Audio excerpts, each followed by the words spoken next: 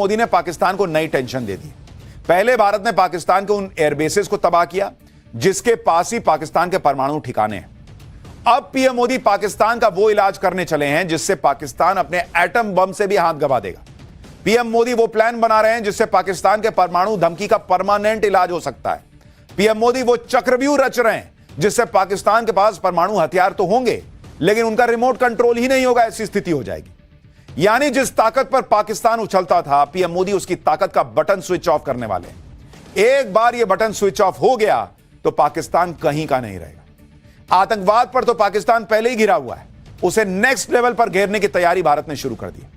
पाकिस्तान को लेकर पीएम मोदी ने क्या नया प्लान बनाया है, पाकिस्तान ने परमाणु बम कैसे भारत उससे छीन सकता है, पाकिस्तान के परमाणु बम को लेकर क्या नया अपडेट है, आज आपको सब बताऊंगा। ऑपरेशन सिंदूर पर ब्रेक के बाद पीएम मोदी ने दुनिया को बता दिया था कि अब पाकिस्तान की परमाणु ब्लैकमेलिंग नहीं चलेगी। यह बयान पीएम मोदी के उस प्लान का हिस्सा था जिसे उन्होंने पाकिस्तान के खिलाफ लॉन्च कर दिया। अब यह प्लान क्या है उसके बारे में थोड़ा आपको बताता हूं। आतंकवाद के मोर्चे पर तो भारत ने पहले ही पाकिस्तान को घेरा हुआ है।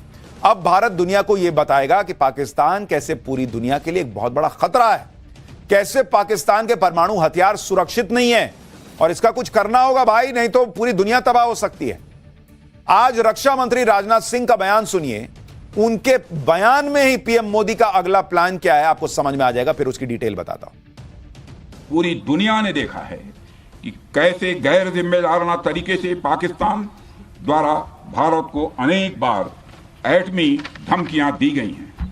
आज श्रीनगर की धरती से मैं पूरी दुनिया के सामने यह सवाल उठाना चाहता हूं कि क्या ऐसे गैर जिम्मेदार और रोग नेशन के हाथों में परमाणु हथियार सुरक्षित हैं? मैं दुनिया के सामने यह सवाल खड़ा करना चाहता हूं। मैं मानता हूं कि पाकिस्तान के एटमी हथियारों को IAEA international atomic energy agency की निगरानी में लिया जाना चाहिए। रक्षा मंत्री राजनाथ सिंह का यह बहुत बड़ा बयान है। इसका सीधा मतलब यह है कि भारत पाकिस्तान के परमाणु ठिकानों पर हमेशा के लिए ताला लगवाने की अब तैयारी शुरू कर चुका है।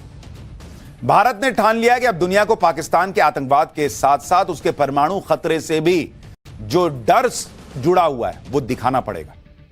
आप ध्यान दीजिए कि पिछले 10 साल में नरेंद्र मोदी ने दुनिया में घूम घूम कर सबको बताया कि ये एक नंबर का टेररिस्ट कंट्री है पाकिस्तान, इसको छोड़ना नहीं चाहिए। और इसलिए जब भारत एक्शन करता है तो दुनिया भारत के साथ खड़ी होती है। और अब पाकिस्तान के परमाणु हथियार दुनिया के लिए कितने खतरनाक है, भारत अब इस मुहिम को आगे बढ़ा रहा है। क्योंकि भारत ने पाकिस्तान को बता दिया नूर खान बेस और सरगोदा उड़ा के कि तुम हम पे फोड़ तो नहीं पाओगे, लेकिन अब वो दुनिया को बता रहा है भाई हम पे नहीं फोड़ पाएगा, लेकिन इधर उधर फटेगा तुम सोच लेना फिर किसका क्या होगा। दुनिया के लिए जानना जरूरी है कि एक ऐसे देश के पास 170 परमाणु बम है जो इंटरनेशनल टेरर का गढ़ है। एक ऐसे देश के पास 170 परमाणु बम है जहां सेना और आतंकियों के बीच गठजोड़ है। एक ऐसे देश के पास 170 परमाणु बम है जो कंगाल है, जहां फौज बेलगाम है, जहां तख्ता पलट आम बात है। एक ऐसे देश के पास परमाणु बमों का जखीरा है जहां के नेता परमाणु बम की धमकी ऐसे देते हैं जैसे परमाणु बम नहीं सुतली बम की बात कर रहे हैं। कि अधिकारियों को यह टेंशन थी कि कहीं पाकिस्तान के परमाणु हथियार आतंकियों के हाथ न लग जाएं। उस वक्त ट्रंप ने भी पाकिस्तान के लिए कहा था कि वो आतंकियों को पनाह देता है। साल 2022 में तब के अमेरिकी राष्ट्रपति जो बाइडेन ने पाकिस्तान को दुनिया के सबसे खतरनाक देशों में से एक बताया था। कहा था कि पाकिस्तान वो देश है जहां बिना किसी सामंजस्य के परमाणु हथियार मौजूद हैं। सिंदूर के दौरान पाकिस्तान ने नेशनल कमांड अथॉरिटी की मीटिंग बुला ली थी। पाकिस्तान में परमाणु हथियारों के कंट्रोल और इस्तेमाल का फैसला वहां की नेशनल कमांड अथॉरिटी ही करती है। हालांकि बाद में पाकिस्तान ऐसी कोई मीटिंग बुलाने से पलट गया था। हथियारों के इस्तेमाल की पॉलिसी को लेकर भी पाकिस्तान का रिकॉर्ड अच्छा नहीं। साल 1998 में पाकिस्तान ने परमाणु हथियारों का टेस्ट किया था। तब से पाकिस्तान ने कभी आधिकारिक रूप से न्यूक्लियर डॉक्ट्रिन ही जारी नहीं की। यानी पाकिस्तान ने कभी यह साफ नहीं किया कि परमाणु बम के इस्तेमाल को लेकर उसकी रणनीति क्या है, उसकी नीति क्या है, उसका सिद्धांत क्या है। इससे पाकिस्तान को युद्ध के किसी भी स्टेज में परमाणु बम इस्तेमाल करने की छूट मिल जाती है। मई 2024 में पाकिस्तान के न्यूक्लियर कमांड एजेंसी के सलाहकार ने कहा था कि पाकिस्तान के पास कोई नो फर्स्ट यूज पॉलिसी ही नहीं है। यानी पाकिस्तान बेलगाम देश है। इस वक्त किसी भी वक्त परमाणु बम का इस्तेमाल कर सकता है, कोई जवाबदेही नहीं, कोई जिम्मेदारी नहीं। और इसलिए भारत दुनिया से यह कह रहा है कि आप लोग देख लो, हम तो क्या कर सकते हैं, हमने दुनिया को दिखा दिया, लेकिन इधर उधर करेगा तो फिर तुम समझना। इसलिए भारत अब इस बात पर जोर दे रहा है कि पाकिस्तान के परमाणु हथियारों की निगरानी होनी चाहिए। 1957 में स्थापित international atomic energy agency UN की निगरानी संस्था है। आईएईए परमाणु ऊर्जा के शांतिपूर्ण इस्तेमाल को प्रमोट करता है। यह सुनिश्चित करता है कि इस टेक्नोलॉजी का इस्तेमाल सैन्य उद्देश्य के लिए ना हो। आईएईए दुनिया भर के देशों की न्यूक्लियर एक्टिविटी पर नजर रखता है। ईरान, नॉर्थ कोरिया, इराक में आईएईए निगरानी करता आया है। भारत पाकिस्तान के खिलाफ दुनिया की सबसे powerful body UN security council में जा सकता है। भारत अलग अलग मंचों पर इस खतरे को उठा सकता है। भारत क्वाड, G20, ब्रिक्स जैसे ताकतवर संगठनों का सदस्य है। वो इन मंचों पर भी पाकिस्तान को एक्सपोज कर सकता है। अगर यूएन सिक्योरिटी काउंसिल किसी देश को दुनिया की शांति के लिए खतरा मान ले तो वो उस देश के खिलाफ अलग अलग सैंक्शंस के अलावा मिलिट्री एक्शन भी ले सकती है। और जब परमाणु बम के आतंकियों के हाथ लगने जैसे खतरे हों तो फिर दुनिया खुद को बचाने के लिए पाकिस्तान के परमाणु ठिकानों का शटर डाउन करने पर सोच सकती है। पाकिस्तान ने अपने 170 परमाणु बम रखे हुए हैं, जहां परमाणु हथियार और उन्हें ले जाने वाली शॉर्ट रेंज और लॉन्ग रेंज मिसाइलों को रखा गया है। इसमें सबसे पहला नाम है सिंध प्रांत में मौजूद आक्रो मिलिट्री बेस। यह इलाका भारतीय सीमा से महज 145 किलोमीटर की दूरी पर। दूसरी जगह जहां पाकिस्तान ने परमाणु हथियार रखे हैं वो पंजाब प्रांत का गुजरावाला मिलिट्री कॉम्प्लेक्स है। इस बेस की दूरी भारतीय सीमा से मात्र 60 किलोमीटर की। बलूचिस्तान के खुजदार में भी परमाणु ठिकाना बताया जाता है। यहां मिसाइलों के कई अंडरग्राउंड गोदाम हैं। सिंध प्रांत में पानो अकील मिलिट्री बेस है।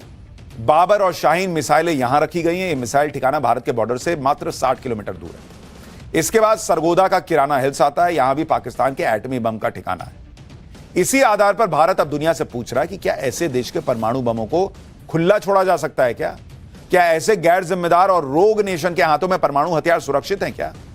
यह बहुत बड़ा सवाल है जो भारत अब दुनिया के सामने रखेगा।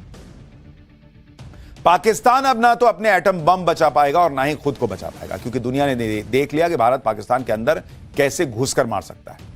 लेकिन पूरी दुनिया इस बात पर भी हैरान है कि भारत ने कैसे पाकिस्तान में इतने अंदर तक एयरबेस और आतंकी ठिकानों पर सटीक निशाना लगाया, उन्हें मिट्टी में मिला है। और जब पाकिस्तान ने जवाब देने की कोशिश की तो उसकी हर कोशिश फेल हो गई। पाकिस्तान की मिसाइल और ड्रोन हवा में ढेर हो गए। भारत को कोई नुकसान नहीं हुआ। चीन, तुर्की, अमेरिका, इनका कोई हथियार नहीं चल पाया भारत के खिलाफ। भारत में बने ऐसे ही घातक और अचूक हथियारों में एक नाम है आकाश तीर, जिसने ऑपरेशन सिंदूर के दौरान भारत की सीमा पर ऐसी दीवार बनाई कि पाकिस्तान के सारे ड्रोन और मिसाइल हवा में ढेर हो गए। ऑपरेशन सिंदूर में आकाश तीर ने जो कारनामा दिखाया उसकी चर्चा पूरी दुनिया में हो रही है। इसकी तुलना इजरायल के मजबूत एयर डिफेंस सिस्टम आयरन डोम से होने लगी है। देखिए आकाश तीर की तस्वीर।